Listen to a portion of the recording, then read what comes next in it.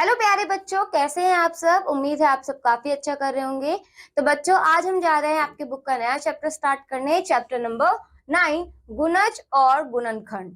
तो चलिए शुरू करते हैं मल्टीपल्स एंड फैक्टर्स एंड समझते हैं आखिर गुणज और मल्टीपल्स गुणज यानी मल्टीपल्स, गुणनखंड यानी फैक्टर्स क्या होते हैं। ठीक है, तो पहला टॉपिक है हमारा गुणज यानी मल्टीपल्स।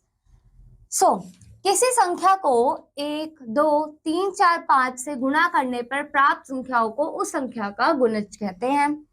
अर्थात किसी संख्या को किसी अन्य संख्या से गुणा करके गुणज प्राप्त किया जा सकता है। जैसे कि यहाँ पे देखिए 5 के गुणज, 5 के 1 से गुणा करी 5 मिला, 5 के 2 से गुणा करी 10 मिला, 5 के 3 से गुणा करी 15 मिला एंड 5 के 4 से गुणा करी तो 20 मिला। ये क्या है? आपके गुणज है। अतः संख्याएं 5, 10, 15, 20 ऐसी सोन चलती जाती है। ये सारे 5 के क्या है? गुणज है। ठीक है, इसी तरीके से हम 3 के गुणज निकाल सकते हैं। कैसे? 3 की 1 से गुणा करी 3, 3 की 2 से गुणा करी 6, 3 की 3 से गुणा करी 9, 4 से गुणा करी 12, 5 से गुणा करी 15, 6 से गुणा करी 18। सो ये जो आए हैं आपके नंबर्स 3, 6, 9, 12, 15, 18, ये किसके गुणज है? ये 3 के गुणज है। उसी प्रकार से दो संख्याओं के गुणा करने पर जो गुणनफल आता है वह गुणनफल इनमें से प्रत्येक संख्या का गुणज कहलाता है। जैसे कि 4 गुना 2 8 मिला, है ना। तो आप क्या कह सकते हैं यहाँ पे समझिए। अतः 8 4 व 2 दोनों का गुणज है। क्या है बच्चों? 8 4 और 2 दोनों का गुणज है। ठीक है, चलिए आगे बढ़ते हैं, विशेषता एंड प्रॉपर्टीज देखते हैं। प्रत्येक संख्या 1 की गुणज होती है। ठीक है, जो सारे नंबर्स होते हैं वो 1 के मल्टीपल होते हैं। जैसे देखिए बच्चों, 1 को 5 से मल्टीप्लाई करोगे 5 मिलेगा, 1 को 9 से गुणा करो 9 मिलेगा, 1 से 16 को गुणा करो 16 मिलेगा। सारे ही नंबर 1 से मल्टीप्लाई आपकी गुणा हो जाते हैं, तो सारी ही संख्याएं 1 की गुणज होती हैं। प्रत्येक संख्या का पहला तथा सबसे छोटा गुणज स्वयं वही संख्या होता है। जैसे कि बच्चों कोई भी नंबर आप ले लो, उसका जो सबसे छोटा गुणज होता है वो संख्या खुद ही होती है। जैसे कि 1 गुना 15 15 हुआ, यहाँ 1 व 15 दोनों का गुणज 15 है। ठीक है, नेक्स्ट, किसी संख्या शून्य को छोड़कर का प्रत्येक गुणज उस संख्या के बराबर या उससे बड़ा होता है। जैसे कि 4 के प्रथम 5 गुणज 4, 8, 12, 16, 20। तो यहाँ पे देखिए क्या बोला है, उस संख्या का शून्य को छोड़कर जो गुणज होता है या तो वो उसके बराबर होगा या उससे बड़ा होगा, पर उससे छोटा नहीं होगा। शून्य प्रत्येक संख्या का गुणज होता है। यहाँ पे देखिए, यहाँ पे भी शून्य से शून्य आया, फिर से शून्य से मल्टीप्लाई किया शून्य आया, तो ये सबका गुणज होता है। किसी संख्या का गुणज उसे पूर्णतः विभाजित होता है। बच्चों यहाँ पे देखिए, जो यहाँ पे आपका 4 का गुणज 16 है, उसे पूर्णतः विभाजित है। जैसे कि 16 को अगर आप 4 से भाग करेंगे तो 4 मिलेगा, यानी आपको उस समय जो रिमाइंडर मिलता है वो शून्य मिलता है, तो वो पूरी तरीके से क्या हो जाता है? पूर्णतः विभाजित।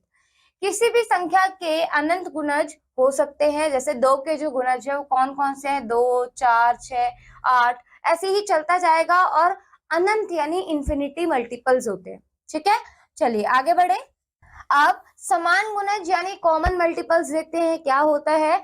वे गुणज जो 2 या 2 से अधिक संख्याओं के लिए समान होते हैं, समान या उभयनिष्ठ गुणज कहलाते हैं। जैसे कि अभी समझते हैं कॉमन मल्टीपल्स, यानी आपके पास 2 नंबर है, उन दोनों नंबर के आपने गुणज निकाले हैं और उन दोनों गुणज में आप क्या देख रहे हो? कॉमन क्या है। जैसे समझते हैं 3 के गुणज आपने यहाँ निकाले, 4 के गुणज आपने यहाँ निकाले। अब इनमें देख रहे हो कि ये 12 क्या है? कॉमन है ना, उभयनिष्ठ। 24 भी क्या है? कॉमन है, यानी समान है। तो हम कह सकते हैं, हमने देखा 12 व 24 दोनों सूचियों में है ना। अतः ये 3 व 4 के समान गुणज है। समझ में आया? चलिए अब देखते हैं सम संख्या, इवन नंबर्स। वह संख्या जो 2 का गुणज होती है सम संख्या कहलाती है। जैसे कि 2, 4, 6, 8, 10। सम संख्याओं का अंतिम अंक 0, 2, 4, 6, 8 होता है। ठीक है, वैसे ही विषम संख्या उल्टी होती है। ऑड नंबर्स, वह संख्या जो 2 का गुणज नहीं होती वह विषम कहलाती है। जैसे कि देखिए 1, 3, 5, 7, 9, 11। विषम संख्याओं का अंतिम अंक 1, 3, 5, 7, 9 होता है। ठीक है, अब उदाहरण देखते हैं। उदाहरण में क्या बोला गया है। 8 के अगले 3 गुणज लिखिए। तो कैसे लिखेंगे बच्चों, 8 को 1 से गुना कीजिए 8 मिलेगा, 8 को 2 से गुना कीजिए 16 मिलेगा, 8 को 3 से गुना कीजिए 24 मिलेगा, 4 से गुना कीजिए 32 मिलेगा। तो ये अगले 3 है, ठीक है। नेक्स्ट देखिए, नेक्स्ट क्या है यहाँ पे, क्या 45 9 का गुणज है, यहाँ पे समझते हैं। इन्होंने अगला भी निकाल दिया है। अच्छा, ये ऑलरेडी सीरीज दी हुई है बच्चों आपको, यहाँ पे हमने एक गड़बड़ कर दी। देखिए ये सीरीज यहाँ पे ऑलरेडी दी हुई है, आपको इसके बाद के 3 और निकालना है, ठीक है।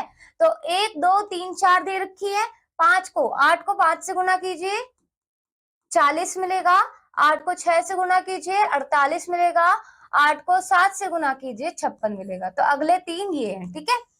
चलिए आगे बढ़ते हैं। नेक्स्ट देखिए, क्या 45 9 का गुणज है। अगर आपको ये देखना है कि 45 9 का गुणज है या नहीं, तो आप उसको भाग कीजिए। अगर वो पूर्णतः भाग हो जाता है तो वो उसका क्या है, गुणज है। जैसे कि 45 को 9 से भाग कीजिए तो पूरा पूरा विभाजित हो जाता है, तो 45 9 का गुणज है। चलिए आगे देखिए, 4 तथा 6 के समान गुणज ज्ञात कीजिए। तो उसके लिए क्या करेंगे, सबसे पहले आप 4 के गुणज लिखेंगे, 4 8 12 16 20 24 28 32 36। उसी तरीके से 6 के गुणज लिखिए, 6 12 18 24 30 36 80 100 चलते जाएंगे। अब इनमें बच्चों देखिए समान क्या है, तो समान देखते हैं। पहला तो 12 समान है, फिर 24 समान है और 36 समान है, ठीक है। और 100 ऐसे चलते जाएंगे, ठीक है। अगर आप ध्यान से बच्चों एक चीज देखें, जो समान गुना चाह रहे हैं वो भी तो किसी का टेबल ही है, 12 24 36। ऐसे अगला क्या होगा, अगला हम बता सकते हैं 48 होगा, फिर 60 होगा। समझ में आ रहा है। चलिए आगे बढ़ते हैं। अब हम एक्सरसाइज सॉल्व करते हैं। क्या बोला एक्सरसाइज में 9.1, अगले 3 गुणज लिखिए। तो 7 के अगले 3 गुणज, एक तो पहला ये रहा, दूसरा, तीसरा, चौथा। यानी 7 की 5 से गुना कीजिए तो क्या आएगा, 35। अगला है 35। 7 की 6 से गुना कीजिए, अगला क्या है, 42। 7 की 7 से गुना कीजिए, अगला क्या होगा, 49। तो ये है अगले 3 गुणज। इसी तरीके से बाकी भी आप कीजिएगा। आगे बढ़ते हैं। नेक्स्ट देखिए, नेक्स्ट क्या बोला है। नेक्स्ट क्वेश्चन देखिए, निम्नलिखित संख्याओं के पहले 5 गुणज लिखिए। जैसे कि यहाँ पे देखिए 9 दिया हुआ है, तो 9 का क्या होगा, 9 का आप यहाँ देखिए 9 18 27 36 45 54 ऐसे ही चलते जाएंगे, ठीक है। तो उम्मीद है आप इसको भी कर लेंगे। अगला देखें, अगला क्या पहली संख्या दूसरी संख्या की गुणज है। तो आप कैसे पता करेंगे, यहाँ पे देखिए 60 और 15 दिया हुआ है, तो 60 को भाग कीजिए 15 से। अगर आप 60 को यहाँ समझिए,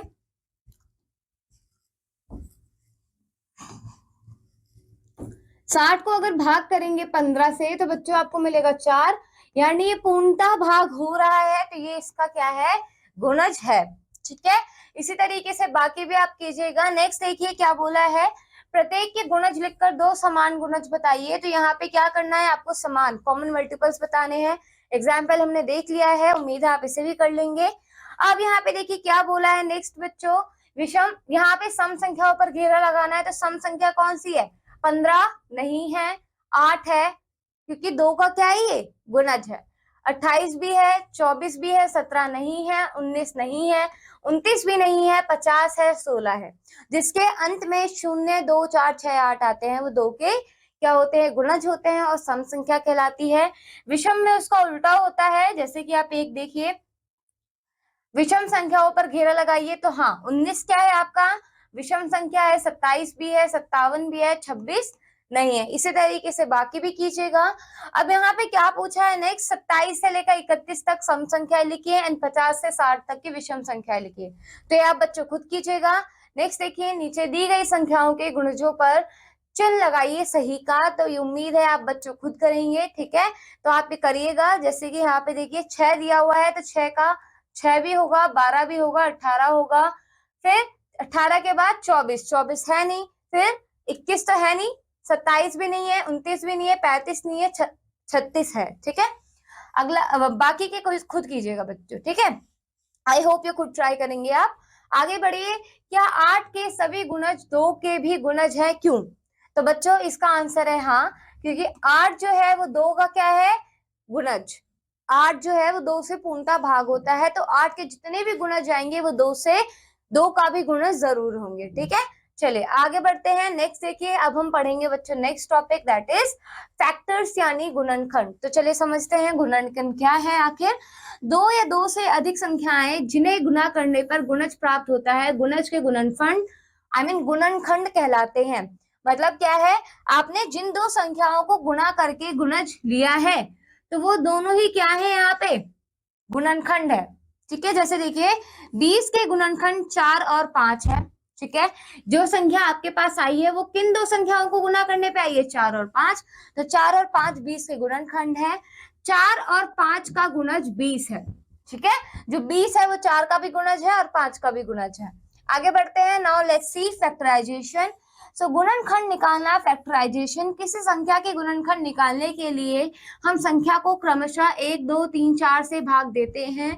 जिन संख्याओं से भाग देने पर शेष नहीं बचता वे सभी उस संख्या के गुणनखंड कहलाते हैं, यानी फैक्टर कहलाते हैं। जैसे 48 के गुणनखंड, अगर देखो बच्चों आपको 48 के गुणनखंड निकालने हैं तो कैसे निकालेंगे, आप 1 से शुरू कीजिए और उसे भाग करते चले जाइए। ठीक है, जैसे 1 से हमने भाग किया तो हमें शेषवश 0 मिला, यानी ये इसका गुणनखंड है।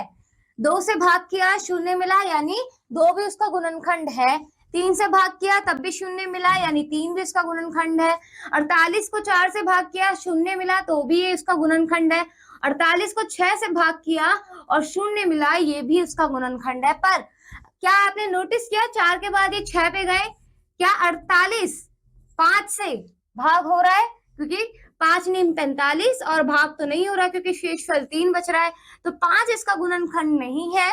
तो इसी तरीके से गुणनखंड निकाला जाता है, जिससे भाग होने पर शेष 0 बचता है वह उसका गुणनखंड कहलाता है। ठीक है, चलिए आगे बढ़ते हैं। ऐसे ही आप काफी अंत तक चलते जाते हैं और जैसे ही आप उस सेम संख्या पे पहुंचेंगे जिसका आप गुणनखंड निकाल रहे हैं, उसके बाद उसका कोई गुणनखंड नहीं होता।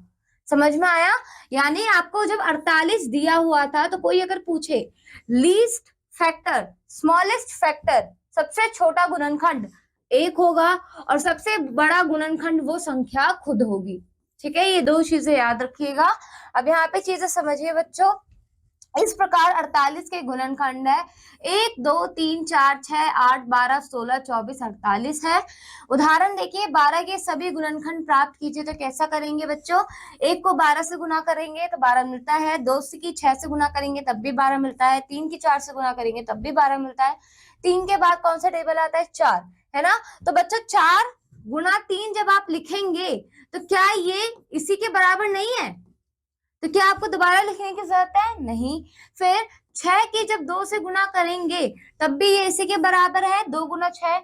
और आखिरी में जब आपको मिलेगा 12 गुना 1, तो वो भी तो 1 गुना 12 के ही बराबर है, तो उन्हें दोबारा लिखने की कोई आवश्यकता कोई नीड नहीं है। ठीक है, चलिए तो यहाँ पे अब आप देखिए कैसे निकालेंगे गुणनखंड। 1, 2, 3, 12, 6, 4, ये क्या है, ये सारी संख्या 1, 2, 3, 4, 6, 12, 12 के गुणनखंड है। ठीक है, लेट्स सी द प्रॉपर्टीज बच्चों। प्रॉपर्टीज, विशेषताएं। एक प्रत्येक संख्या का सबसे छोटा गुणनफल होता है, जैसे कि मैंने आपको बताया था, एक हर संख्या का सबसे छोटा गुणनफल होता है। प्रत्येक संख्या स्वयं का गुणनखंड होती है। यहाँ पे बच्चों मैंने गलत बोल दिया, ये गुणनखंड है, मैं गुणनफल बोल रही हूँ।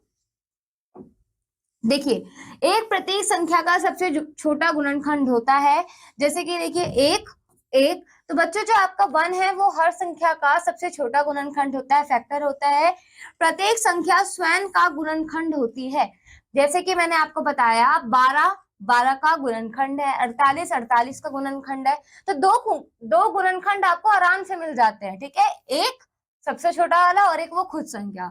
किसी संख्या का गुणनखंड उससे कम या बराबर होता है, मैंने बताया था उससे बड़ा कभी नहीं होता, कम या बराबर होगा।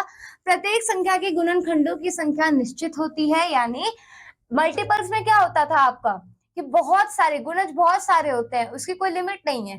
पर गुणनखंड कैसे होते हैं, संख्या निश्चित होती है। किसी संख्या का गुणनखंड उस संख्या को पूरी तरह से विभाजित करता है, यानी शेषफल 0 आता है। 0 किसी संख्या का गुणनखंड नहीं होता। ठीक है, चलिए अब देखिए, विभाज्य संख्याएं डिविजिबल नंबर्स, यदि एक संख्या को दूसरी संख्या से भाग देने पर शेष शून्य बचता है तो एक संख्या दूसरी संख्या से विभाज्य कहलाती है। जैसे देखिए 25 को जब आपने 5 से भाग किया, शून्य मिला, तो आप कह सकते हो कि जो 25 है वो 5 से विभाज्य है। ठीक है, यहाँ देखिए, और 5 25 का एक गुणनखंड है। क्या है? 5 25 का एक गुणनखंड है। वहीं पर 48 को जब आप 6 से भाग कर रहे हो तो आपको क्या मिला? शून्य मिला। तो आप कह सकते हो 48 6 से विभाज्य है। और ऐसे भी कह सकते हो कि जो 6 है वो 48 का क्या है? गुणनखंड है। ठीक है, आगे बढ़ते हैं। नेक्स्ट देखिए, अभाज्य संख्याएं या रूट संख्याएं जिसे हम प्राइम नंबर्स बोलते हैं, वे संख्याएं जिनके गुणनखंड केवल 2 होते हैं, स्वयं और एक। यहाँ ध्यान से समझिए, एक होता है या वो संख्या स्वयं होती है, वो क्या कहलाते हैं? प्राइम नंबर्स या अभाज्य संख्या या रूट संख्याएं, वह अभाज्य कहलाती है। जैसे कि 2 का सिर्फ 1 और 2 है, 3 का भी 1 और 3 है, 5 का भी 1 और 5 है, 7 का भी ऐसी 1 और 7 है। इनके अलावा और कुछ होंगे ही नहीं। ये क्या है? आपके प्राइम नंबर्स है, रूट संख्याएं हैं। आगे बढ़ते हैं। नेक्स्ट देखिए, उपरोक्त संख्याएं केवल एक या तथा स्वयं से विभाजित होती हैं, अतः यह अभाज्य संख्या कहलाती हैं। 100 तक की सभी अभाज्य संख्याएं निम्नलिखित है। जैसे कि आप यहाँ देख सकते हैं, ये 1 से 100 तक है, 1 नहीं होती, 2 से शुरुआत होती है। भाज्य संख्याएं कंपोजिट नंबर्स, वे संख्याएं जिनके 2 से अधिक गुणनखंड होते हैं वे क्या कहलाते हैं बच्चों? भाज्य संख्याएं यानी कंपोजिट नंबर कहलाते हैं। जैसे 4 6 8, यानी कि रूट संख्याओं को छोड़कर जितनी भी संख्याएं होती है वो कंपोजिट नंबर्स होती हैं। याद रखिए, एक ना तो अभाज्य संख्या है और ना ही भाज्य संख्या। ठीक है, 1 is a special number. Next देखिए बच्चों, सबसे छोटी अभाज्य संख्या कौन सी है? 2 सबसे छोटी अभाज्य संख्या है। 2 एकमात्र सम अभाज्य संख्या है, उसके अलावा और कोई भी नहीं है। 2 को छोड़कर प्रत्येक अभाज्य संख्या कैसी है? विषम है। अगर आपने नोटिस किया हो, सिर्फ 2 जो यहाँ पे है वो क्या है? एक सम संख्या है, बाकी सारी जो संख्याएं हैं वो क्या है? विषम है। ठीक है, ऑड है। आगे बढ़े, चलिए एक उदाहरण देखिए। उदाहरण में क्या बोला है? संख्या 7 15 2 19 24 में से भाज्य तथा अभाज्य संख्याओं को छाटिए। तो देखिए 7 क्या है? यह है अभाज्य संख्या। ठीक है, समझ में आया? 15 को आप 1 गुना 3 गुना 5 लिख सकते हैं। तो ये क्या है? ये अभाज्य संख्या नहीं है, ये भाज्य संख्या है। ठीक है, नेक्स्ट देखिए, 2 तो हमें पता है ये भाज्य संख्या है। 19 भी क्या है? एक अभाज्य संख्या। 24 आपकी क्या है? भाज्य। तो यहाँ लिख देते हैं 24 का है आपकी भाज्य, क्योंकि इसका 1 और 24 तो है, उसके अलावा भी बाकी क्या है? गुणनखंड है। आगे बढ़े तो आप यहाँ लिख सकते हैं, अतः 7 2 19 2 गुणनखंड होने के कारण अभाज्य संख्याएं हैं। 2 गुणनखंड ये मतलब नहीं है कोई भी 2, एक होना चाहिए और वो खुद होनी चाहिए। ठीक है, 15 24 2 से अधिक गुणनखंड होने के कारण भाज्य संख्याएं हैं। ठीक है, उदाहरण देखिए, ज्ञात कीजिए 17 अभाज्य है या भाज्य। क्यों? हमें पता है जो 17 है उसके 2 ही गुणनखंड है, 1 और 17, तो ये क्या है? ये अभाज्य संख्या है। ठीक है, आगे बढ़ते हैं। नेक्स्ट देखिए 9.2 अभ्यास एक्सरसाइज, खाली स्थान भरिए। सबसे छोटी अभाज्य संख्या क्या है? तो हमें पता है 2। तो बच्चों ये आप खुद कीजिएगा। ठीक है, जितने फिल इन द ब्लैंक्स दिए हुए हैं बस हम सॉल्व करते हैं बाकी क्वेश्चन। प्रत्येक के सभी गुणनखंड ज्ञात कीजिए। तो बच्चों यहाँ पे देखिए 35 दिया हुआ है, तो 35 के आपको गुणनखंड ज्ञात करने होंगे। तो कैसे करेंगे? 35 का पहला 1 खुद है ना? अब 2 तो नहीं होगा, 3 भी नहीं होगा क्योंकि उससे भाग नहीं हो रहा, 4 नहीं, 5 है क्योंकि 5 गुना 7 होता है, 7 भी है। 7 के बाद और क्या हो सकता है बच्चों? 8 नहीं है, 9 भी नहीं है, फिर क्या है? 10 11 12, तो ऐसे नहीं है। तो आप क्या करेंगे? ऐसे भाग करते जाएंगे और जो सबसे बड़ी आएगी वो होगी 35 और बीच के आपको क्या करने हैं? पता करना है। ठीक है, चलिए आगे बढ़ते हैं। नेक्स्ट देखिए क्या पूछा है? ज्ञात कीजिए दी गई संख्या भाज्य है या भाज्य है। तो हमें पता है कि 6 क्या है? अभाज्य, भाज्य। 6 क्या है? भाज्य। रीजन, क्योंकि 1 और 6 के अलावा ये 2 का भी गुणनखंड है, 2 इसका क्या है? गुणनखंड है, 3 भी इसका गुणनखंड है, तो ये क्या हुई? भाज्य हुई। 11 का गुणनखंड सिर्फ 1 और 11 है, तो ये क्या है? अभाज्य। ठीक है, ऐसे ही आप बाकी भी कर लीजिएगा। नेक्स्ट देखिए, क्या पहली संख्या दूसरी संख्या से विभाज्य है? तो देखिए 72 क्या 9, अगर आप 72 को 9 से भाग करेंगे तो भाग हो जाएगी, है ना। देखिए 72 को अगर आप भाग करेंगे 9 अट्ठे 72 होता है, शून्य शेषफल, तो ये क्या है, ये इसका 9 से क्या हो सकता है, 9 भाग कर सकता है 72 को, तो आप कह सकते हैं कि 72 9 से विभाज्य है। ठीक है, आगे बढ़िए। नेक्स्ट देखिए, प्रत्येक के दो गुणनखंड एक या स्वयं संख्या के अतिरिक्त लिखिए। तो बच्चों यहाँ पे आपको जितने भी नंबर्स दिए हुए हैं ना, इन सब के आपको गुणनखंड निकालने हैं, तो उम्मीद है आप कर लेंगे।